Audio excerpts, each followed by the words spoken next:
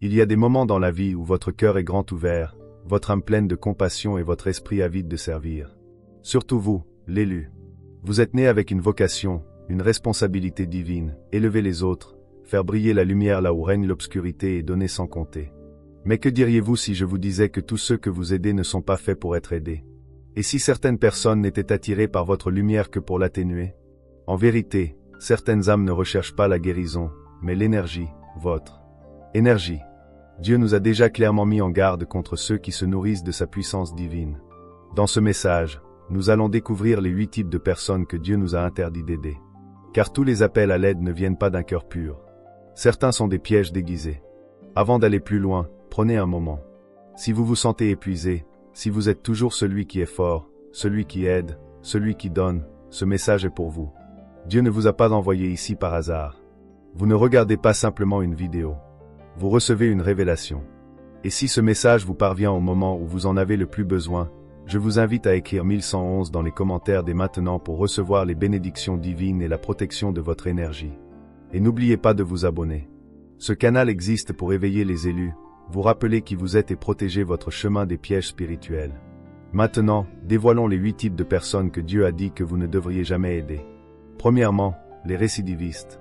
Il existe un type particulier d'épuisement qui ne provient pas du travail acharné, mais du fait de porter des personnes qui refusent de se porter elles-mêmes. Le récidiviste vit dans un cycle, pas dans un cheminement. Il chute et, au lieu d'apprendre à se relever, il se tourne vers vous comme une béquille permanente.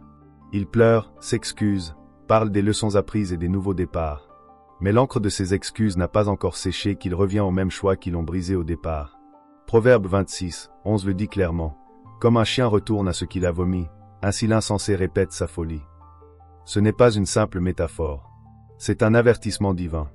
Dieu dit, si vous les sauvez des conséquences qu'ils étaient censés subir, vous interférez avec mon œuvre dans leur vie. Vous ne les aidez pas. Vous retardez leur percée. Vous ne les sauvez pas. Tu les freines. Comprends-le, élu. Tout le monde n'a pas envie de grimper. Certains recherchent le confort dans leur fosse. Et si tu continues à leur tendre la corde, tu risques de tomber avec eux. Ta lumière est une monnaie divine. Dépense-la judicieusement. Sauve ceux qui atteignent, pas ceux qui s'enfoncent dans leur propre destruction. Deuxièmement, les aveugles spirituels. Ce sont ceux qui observent votre cheminement spirituel et s'en moquent. Ils ne se contentent pas de rejeter vos croyances. Ils s'en moquent. Ils ridiculisent votre transformation, votre croissance, votre cheminement avec Dieu. Mais écoutez bien, leur moquerie n'est pas de l'ignorance, c'est de la rébellion. Vous leur offrez la sagesse et ils la traitent de folie. Vous parlez d'amour et ils vous rendent la haine. Matthieu 7h6 nous enseigne avec une clarté sacrée. Ne donnez pas les choses saintes aux chiens, et ne jetez pas vos perles au pourceau, de peur qu'ils ne les foulent aux pieds, ne se retournent et ne vous déchirent. Ce n'est pas de la cruauté, c'est de la protection. Votre perspicacité est une perle divine forgée par le feu, les épreuves et la révélation. En la donnant à ceux qui la traitent comme de la saleté, non seulement vous gaspillez des choses sacrées, mais vous déshonorez le Dieu qui vous les a confiées. Ces gens ne recherchent pas la lumière. Ils tentent de la détruire, car elle expose leurs ténèbres. Protège tes perles, élu. Ne dis la sagesse que là où elle est honorée. N'arrosez pas les pierres en espérant une récolte. Troisièmement, le manipulateur émotionnel. Il semble toujours en crise, mais étrangement, la crise suit toujours le même schéma. Ce n'est jamais leur faute. Ils sont experts dans l'art de réécrire la réalité. Chaque revers est l'œuvre de quelqu'un d'autre. Chaque échec est une attaque. Et vous, avec votre cœur empathique, devenez la cible idéale. Ils pleurent sur cul. Ils s'effondrent à vos pieds. Ils savent exactement comment toucher votre compassion et la transformer en laisse. Les aider une fois se transforme vite en un contrat sans fin que vous n'avez jamais accepté. Ils ne recherchent pas la guérison. Ils recherchent le contrôle. Ils ne veulent pas de conseils. Ils veulent l'allégeance. Et peu à peu, sans vous en rendre compte, vous commencez à vous effondrer sous le poids de l'histoire de quelqu'un d'autre. Mais vous devez vous réveiller. Vous êtes né pour élever, non pour être emprisonné émotionnellement. Galates 5h1 dit, c'est pour la liberté que Christ nous a affranchis. Tenez donc ferme, et ne vous laissez pas de nouveau charger par le joug de l'esclavage. La manipulation émotionnelle est un esclavage déguisé. Refusez de porter ce qu'ils refusent d'affronter. Tu n'es pas leur sauveur. Dieu l'est. Laisse-le faire son œuvre. Partez avec amour, sans culpabilité. Quatrièmement, l'âme jalouse. L'envie n'est pas qu'une émotion. C'est une arme. Elle se cache dans l'ombre des sourires. Elle murmure dans le silence des félicitations qui ne viennent pas. Ces personnes sont souvent assises près de vous. Amis, parents, collègues, mais leur cœur est en ébullition chaque fois que vous vous levez. Comme Caïn, ils observent votre offrande à Dieu, votre élévation, votre faveur. Et au lieu de célébrer, ils commencent à comploter intérieurement. Genèse 4 révèle la nature tragique de l'envie. Lorsque Dieu dit à Caïn, « Pourquoi es-tu en colère? Pourquoi ton visage est-il abattu? Si tu fais ce qui est juste, ne seras-tu pas accepté ?» Mais Caïn n'écouta pas, et l'envie devint meurtre. Tu dois discerner ces esprits, élus. Les envieux prétendent avoir besoin de ton aide, mais leur aide n'est qu'un piège. Au fond, ils s'irritent d'avoir besoin de toi.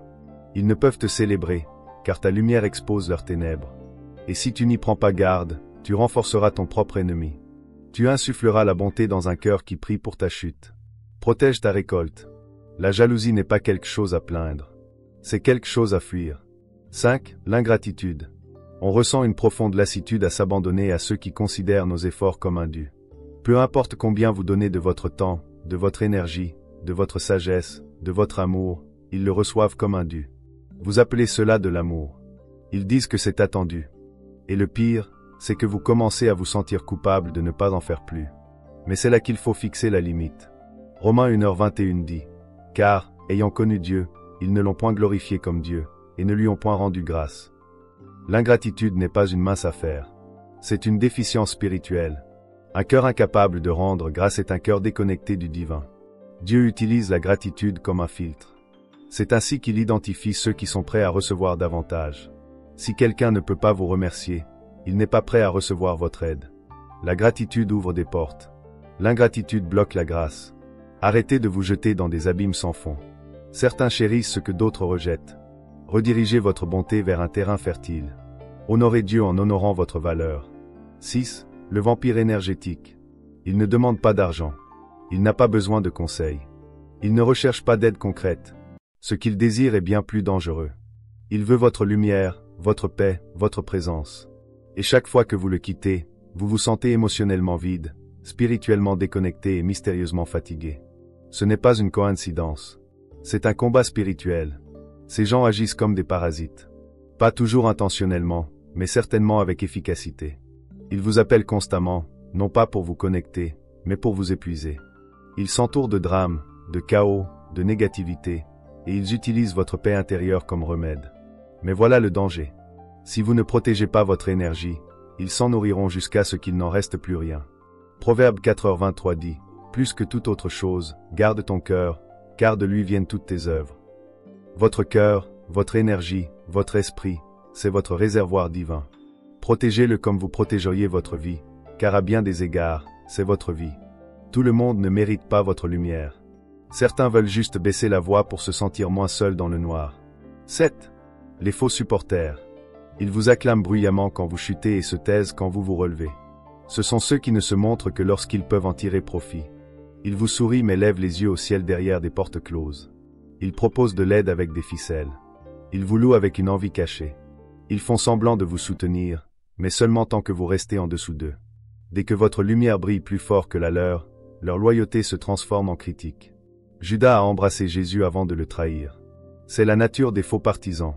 Ils déguisent leur ressentiment en politesse. Mais le discernement est votre arme. Romains 16h18 dit, « Car de tels hommes ne servent pas notre Seigneur Christ, mais leur propre ventre par des paroles doucereuses et des flatteries. Ils trompent l'intelligence des naïfs. Toi, tu n'es pas naïf. Tu es oint, et il est temps de cesser d'arroser des relations qui refusent de porter du fruit. Tous les sourires ne sont pas sincères. Toutes les mains secourables ne sont pas saintes. Certains applaudissent vos tempêtes et maudissent votre soleil. Laissez Dieu prendre soin de leur cœur. Continuez simplement à marcher dans la vérité et laissez les loups à leur meute. 8. Le démon déguisé. Oui, allons-y. Tous ceux que vous rencontrez ne sont pas simplement des humains en difficulté. Certains sont spirituellement liés à des forces qui ne viennent pas de Dieu. Ils peuvent paraître brisés, mais leur esprit est empreint de ténèbres. Ils s'attachent à vous non pas par admiration, mais parce que votre lumière révèle leurs ombres. Éphésiens 6h12 nous rappelle, « Nous n'avons pas à lutter contre la chair et le sang, mais contre les dominations, contre les autorités. » C'est un combat spirituel. Vous ne pouvez pas aider quelqu'un envoyé pour vous détruire. Élu, aider les autres est noble. Mais tout le monde n'est pas digne de ta lumière divine. Dieu ne t'a pas donné un pouvoir à gaspiller. Tu as été choisi pour marcher avec sagesse, servir avec discernement et protéger ton onction comme un trésor sacré. Souviens-toi, même Jésus a quitté les villes qui refusaient la vérité. Tu n'es pas un sauveur pour tous.